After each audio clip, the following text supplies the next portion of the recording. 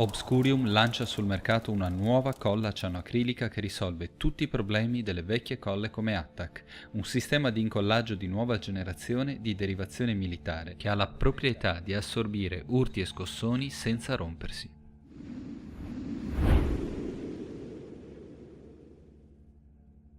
Come primo test vogliamo far vedere la differenza di consistenza della colla una volta asciutta. Per prima cosa marchiamo l'area perché poi si possa riconoscere quando le colle si saranno indurite. Proviamo una colla Zap per plastica e versiamo 3 gocce che lasceremo asciugare. Poi abbiamo preso una colla Coesior super densa e verseremo 3 gocce anche di quella.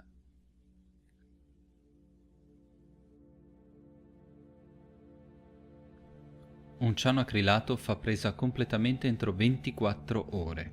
È importante ricordarlo prima di portare i propri pezzi appena incollati allo sbaraglio.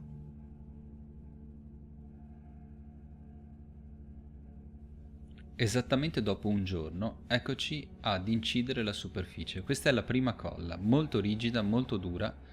Praticamente non la riusciamo quasi a scalfire. Come vedete le righe sono sottili e questa colla non cede minimamente alla punta del nostro bisturi, che peraltro è affilatissima.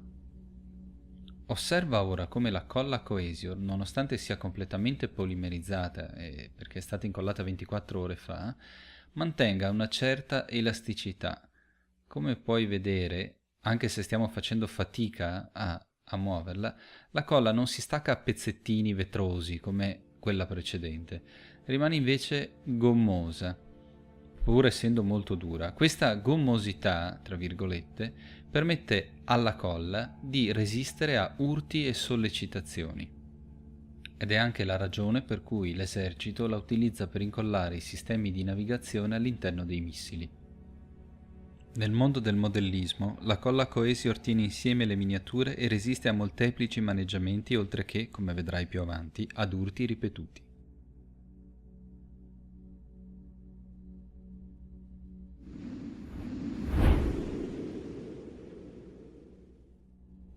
In questo secondo test vogliamo far vedere la differenza di consistenza tra le 3 colle.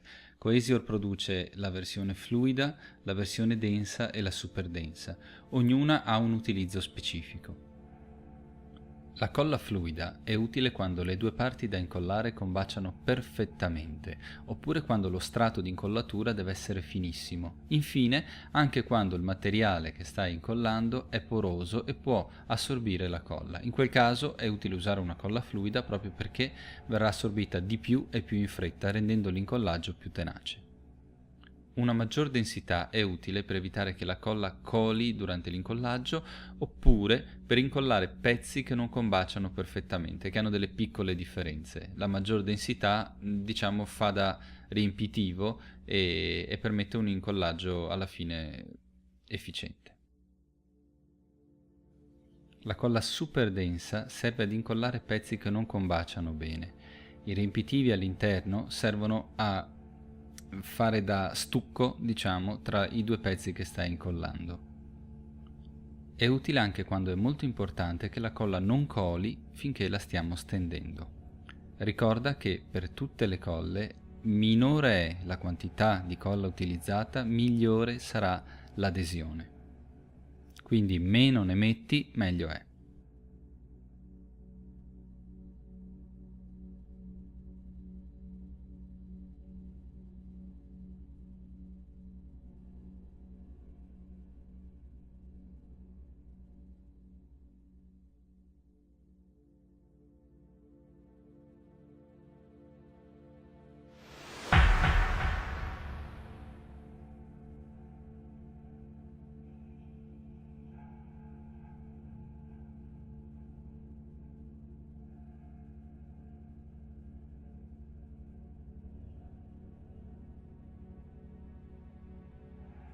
Obscurium produce anche un primer concatenante che è importantissimo per incollare quelle plastiche che non accettano i cianoacrilati come il polietilene PE, il polipropilene PP e il poliossimetilene POM.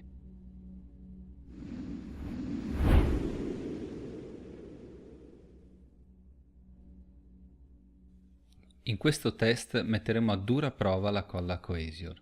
Ne stiamo usando una super densa per incollare 2 bulloni decorati appositamente per il test. Forse ne abbiamo usata anche troppa, ricorda sempre che meno colla si usa, migliore sarà l'incollatura. Ora, dopo averla applicata, premiamo fortemente i 2 bulloni insieme. Sul metallo tutti i cianoacrilati incollano in 70-80 secondi, però incollano bene. Ecco, ora premiamo con forza e lasciamo i bulloni per 40 minuti ad asciugare, non 24 ore, 40 minuti.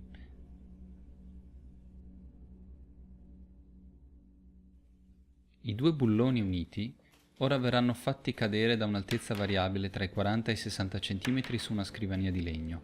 Come vedrai, il bullone incide il tavolo, ma non si stacca. Abbiamo provato decine di volte. Non farlo a casa con una miniatura. Grazie a questa colla non dovrai più tremare quando qualcuno ti chiederà: «Posso vederlo?»